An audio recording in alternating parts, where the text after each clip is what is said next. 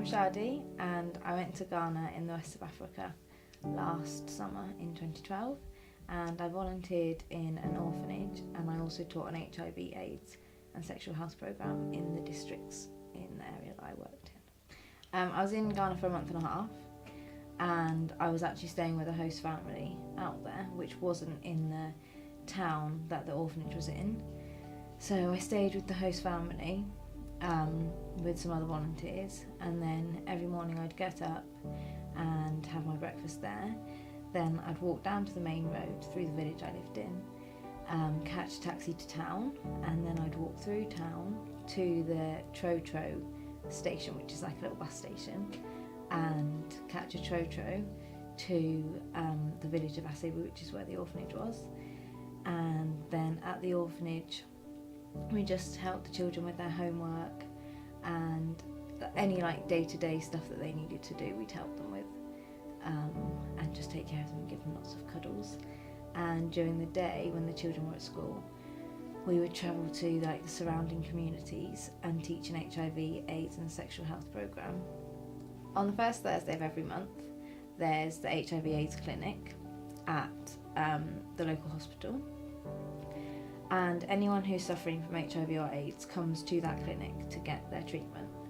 So the day before we were meant to go to that clinic, we were told that there was an 18-month-old baby who was going to come to the orphanage. So in the orphanage they had no facilities at all for babies. So on my way to work in the morning I bought like some nappies, and I had some leftover baby wipes that I was using myself to clean myself with, and some pseudocrem and stuff like that, and I took that all to the orphanage because I love babies, and I was just really excited that a baby was coming, because all the children in the orphanage were between 6 and 16, so there wasn't any like babies or toddlers or anything. So we all travelled to the hospital that day, and it was me and a big group of volunteers, and we went in 2 separate groups to see this little baby, and he was lying in the bed and completely on his own, like an 18-month-old baby on a bed, not in a cot, with no one next to him. And the story was that he was thought to have had Down syndrome, and his mother had abandoned him in a river because children with any sort of disability are thought to be cursed in, I think, any part of Africa. So he was abandoned in this river, and he'd been found and brought to the hospital, and the orphanage had been contacted, obviously, to come and like take him and give him somewhere to live. So we all went in to see him, and he was just laying there with no one. And the first group of volunteers went in, I can't remember which group I was in, but the first group went in, saw him, and then they came out, and then the second group went in, and I just like saw this little boy laying there, and he was just the cutest little thing I've ever seen in my life, and I just couldn't really understand like why anyone would have left him.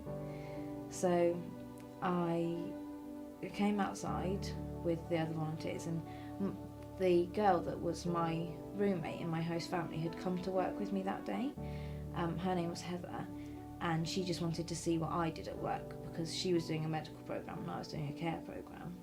And we were sat outside the clinic, and she just looked at me and she was like, "You're not okay, are you?" And I was like, no, I'm not okay. So I kind of like went for a little walk and sat under a tree, as you do. And while I was out there, I never called my parents if there were any problems, because there was nothing they could really do while I was away. Like, their daughter was in Africa, they couldn't help.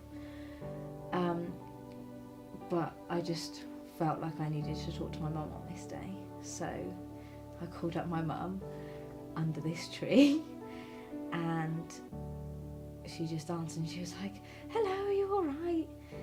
And I just went, "Mum, I'm sad." And then I explained the whole story of this little boy to her, and that he'd just been abandoned and the orphanage was going to try and take him to help him, but we didn't know if we could. So then I went back in and I saw Elvis, who is the director of the orphanage, and asked him like what the possibility was of us being able to take him that day, and he said he didn't think it was going to be possible because we didn't have the right facilities for him, for anyone to look after him. And I asked him if I only had a week left in Ghana, but I asked him if I could stay in the orphanage for that time and look after this little boy who didn't have a name at the time. So the volunteers, we all called him Henry, so he's now Henry. But even with that offer of help, there was nothing that we could do. So me and my roommate that had come with me to work, we sat with him and I held him for, I think it was 4 hours I held him for, and he hadn't been fed, so I was like, give me the food, and I fed him.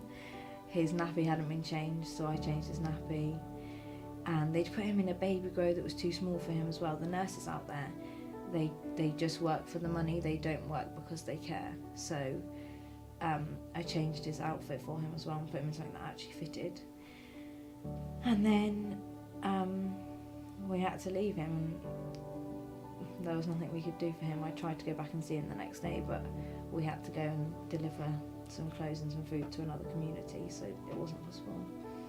And I found out like last week that he's still in Ghana and he still hasn't been adopted, and he's just still there. So I hope one day I'll be able to see him again, because it's just all I think about every day. He's the first thing I think of when I wake up in the morning. But yeah, that's the story of Henry.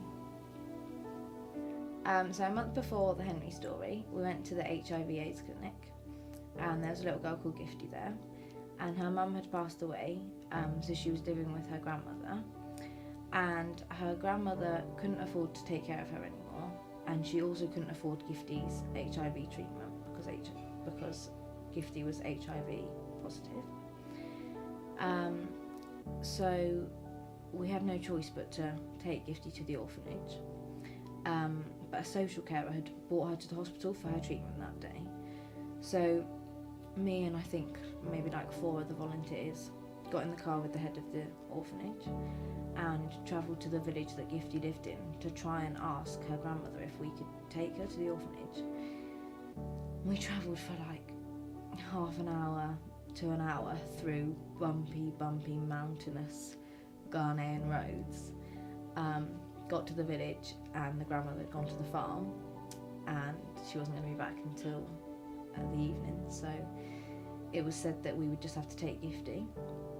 So we left a message for the grandmother and took Gifty to the orphanage, and she sat on my lap from the journey from the hospital to the orphanage, and she wasn't obviously happy about it because she didn't know where she was going, and to her there was just a carload of white people and one black person taking her away, and being from such a remote village she'd never seen white people before, so she was a bit scared of us, I think.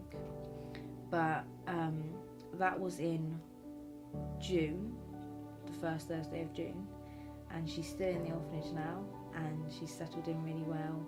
She was really, really thin, suffering really badly from malnutrition, but she's better now and she's really happy there with all the other children, and she's getting on really well as far as I know, so that's a good one. The orphanage that is currently out there that I worked in is called the Children's Home of Hope, and that is in a village called Asebu, and the director of that orphanage, Elvis, came to England last week, and I had a meeting with him, and we're going to build another orphanage, and he's going to support me with that because he's got all the contacts and all of the language side of things over there that I need, and I'm going to fundraise this end in England for the project, and then hopefully by 2017 we should have an orphanage built out there on the same land as the current orphanage, which should house 30 more orphans comfortably, but could potentially house more in like any emergency situations. And there's also an HIV/AIDS clinic that's half built on the same land as the orphanages are going to be, but they've run out of money to build that, so the money I fundraise is also going to go towards building that clinic, which will help all the people in the community that suffer from HIV and AIDS, and it will be somewhere they can go and they can get their treatment and their counselling and anything else that they need from there. And the orphanage will also be able to support any children that have become orphans due to their parents dying from HIV or AIDS. So if people are wanting to donate or help me fundraise in any way, that would be absolutely amazing. And to do that, I'm setting up a website at the moment. It's in the process of being set up. And you can also visit the Facebook page, which is Alliance for Youth Development UK. And that is a branch off of Alliance for Youth Development Ghana, which is the organisation I worked for out there. And so on the website there'll be a donate button that people can easily come and donate to. If people were wanting to come and actually volunteer and help build the orphanage, or come and paint, or just be with the children, in the orphanage that we build, there's going to be a volunteers room, and that will be a fairly basic room, so no one get your hopes up, but it'll be a basic room with beds and everything people need to come and stay there without all the costs of going with a big company or a big organisation. You'll literally need like flights, visa, and vaccinations, and then they can come out. They'll be living in the orphanage for however long they choose, and they'll just need to pay for any food out there, and then people can just come and volunteer, work out there, help out.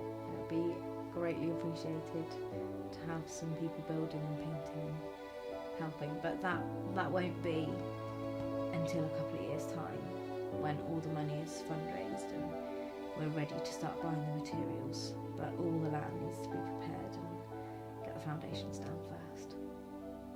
If people have any questions or want to get in touch with me, I'm really open to having a chat with people about it, so feel free to give me an email or Facebook. We'll attach all of that in the links below.